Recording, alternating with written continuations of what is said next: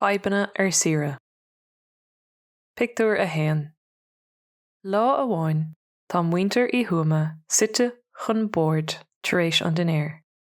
Deir mam, bhí mé féin agus dad ag sábháil le tamil anuas agus toisc go bhfuil an ardteist ar bonagaibh an bhliain se chuaing, rachamíd Saoire im léana. Deir dad go ndearna sé taide ar an Idirlín agus go racaigh sé go dtí an gníomhar taistil ag an deire seachtaine chun níos mó eolais a fháil. Tá an cúpla, Pól agus Síle ar bís faoi seo agus tá siad ag tanú go mór leis.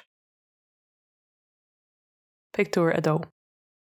I Pictiúr a dó feicimid an chlann i mbun córá leis an gníomhar taistil. Deir dad lé go bhfuil an cinenne déanta acu go ndeacaigh na páistí ar an Idirlín agus gur phiog siad Malaga mar cheann scríbe. Deir si go bhfuil rogha leathan ó Stáin ann agus go bhfuil ionadaí acu ann. Taspáanann si roinnt ó Stáin dóibh. Taitníonn ó Stáin amháin ach go háirithe le Síle agus Pól, mar go bhfuil áiseanna iontacha ann, tá cuma chompordach air, agus tá sé lonathe is siomh maith agus lárnach. Pictiúr a trí. Sa pictiúr seo, sruiseann an chlann Airfort Malaga agus cuireann an tonadaí taistil fáilte rompa. Tugann sé a uimhir fáin dóibh agus deir sé leo gléach a chur air má bhíonn aon aib acu. Tá scetamíní an domhain ar an glann a bheith ann faoi dhearra. Tá an ghrian ag scoilte na gluch agus tá an chlann ag caitheamh a spéaclaí gréine tois go bhfuil an aimsir chomh deas sin. Pictiúr a ceathair.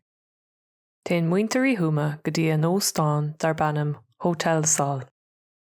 Tá úna agus déisteanartha mar tá an seomra go hangis agus go thomláin bunós cionn. Is léarnar glanach é le tamil anuas agus níor cóiríoch an leaba fiú. Téann an tathair go dtí an deisc fáilte le gorrán a dhéanamh faoi chuma an tomra. Deir sé gur bhailó fanacht an óstáin eile. Ag an am céine, chuireann an bháthair gléach ar an ionadaí chun an scéala insint agus a míthástácht a léarú dó. Pictiúr a chuaig. I Pictiúr a chuaig feicimid muintir í thuama i mbun córá leis an ionadaí taistil arís.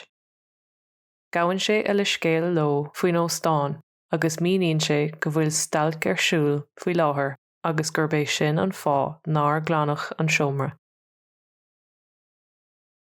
Galann sé dóibh go bhainfidh siad in óstáin nua dar bannam Salis Central atá is siomh níos fearr agus go ndéanfar úschrádú ar a seomra chomh maith.